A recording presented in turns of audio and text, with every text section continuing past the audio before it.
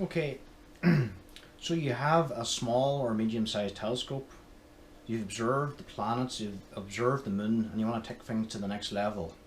What is there to see in the night sky that you can observe through your telescope? How do you get more seriously involved? How do you improve your vision? How do you see faint objects? What are there out there to find? Well, in my opinion, the first logical and most fun and exciting thing to do when you have a telescope is to find and observe as many of the Messier objects that you can. First of all, when you get a telescope, you're going to look at the brightest things in the sky. The moon is an obvious target. Observing the moon is an excellent thing to do. Observing planet Jupiter, looking at the Galilean satellites, the 4 bright moons of Jupiter and how they move around the planet from night to night. Looking for surface details on the cloud tops of Jupiter. Perhaps you might see the equatorial belts. Planet Saturn and its ring system and its bright moon Titan. Of course Mars as well when it's at a favourable apparition. Planet Venus with its phases. And some of the brighter stars, double stars like Castor or Albireo Beta Cygni are nice objects to observe too. But once you do this and become familiar with them, once you observe the moon and planets and a few of the bright double stars, what is there to find? The Messier objects I've suggested before is the way to go. The Messier objects are 109 objects visible in the northern hemisphere that range from galaxies to star clusters to nebulae of various kinds. These are the fuzzy objects, the fuzzies, the deep sky fuzzies. This is taking things to the next level. We're leaving the inner solar system, the outer solar system, we're travelling through our galaxy. We're observing objects within our galaxy and we're observing distant galaxies, all our island universes beyond our Milky Way. This, for me, this is when things get exciting. This is when you take things to the next level and you get to see faint distant objects of massive scale and are very important to astronomy. These are the kind of objects you will see in books, on the internet, of massive colourful pictures of tremendous island universes full of galaxies and beautiful nebulae when new stars are born. These are the objects you will see yourself through a telescope with your own eye. They won't have all them colours. They're mostly pastel grey or white or monochrome in colour because they're not bright enough to stimulate the human eye, the cone cells to stimulate colour for the majority of them anyway. But seeing them with your own eyes, seeing these distant universes, these galaxies, these planetary nebulae, these explosions, these places where stellar nurseries where stars are born with your own eyes with a telescope is unlike anything else you will experience. There's something special about it to get that connection.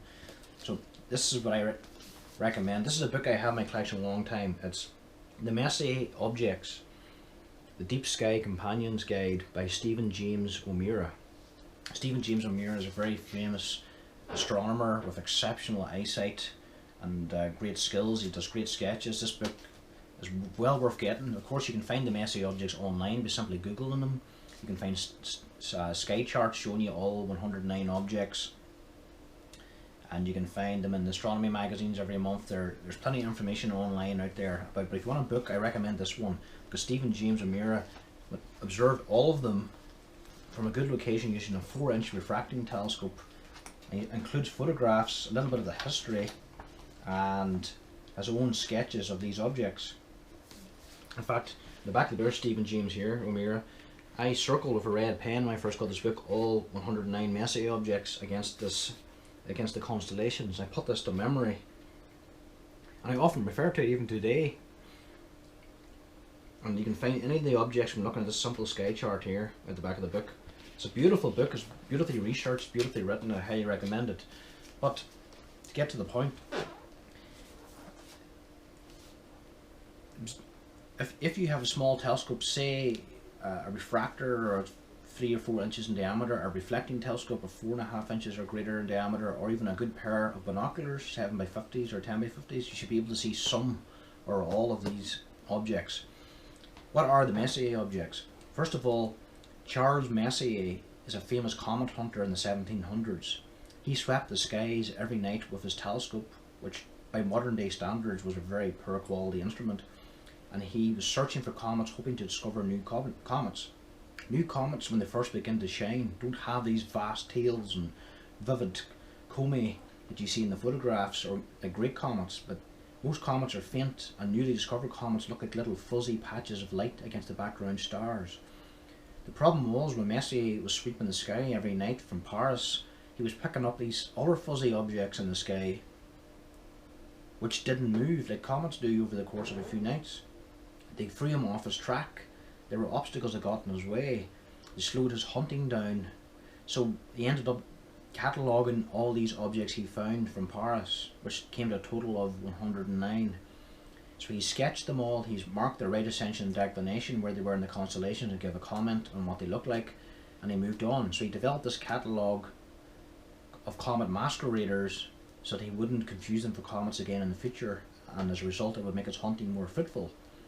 Messier discovered many comets throughout his life. However, he's not famous for his comet discoveries that he's named after. He's famous for the catalogue of objects which he created to help him with his search, and that's why they're called the Messier Objects. You'll often see some of these objects referred to as M, like M42, M1, M57.